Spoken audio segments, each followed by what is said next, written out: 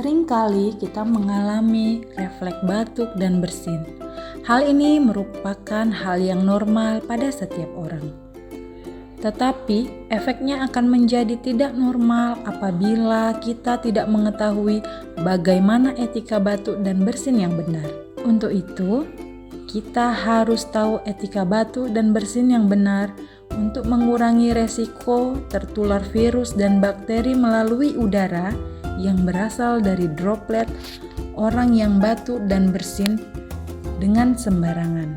Berikut ini adalah etika batuk dan bersin yang benar.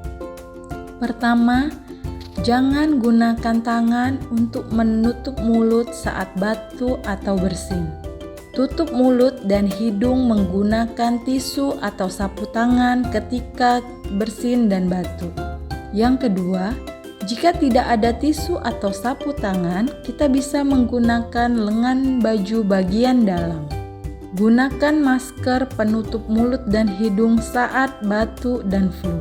Setelah itu, buang tisu ke tempat sampah. Segera ganti masker saat masker sudah kotor. Buang masker ke tempat sampah. Jangan lupa mencuci tangan dengan air mengalir dan sabun, atau bisa menggunakan hand sanitizer yang mengandung alkohol.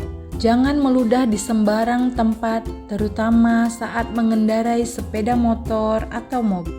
Kita harus menerapkan pola hidup bersih dan sehat. Dimulai dari menerapkan etika batuk yang benar yang dapat berdampak pada lingkungan kita. Terima kasih.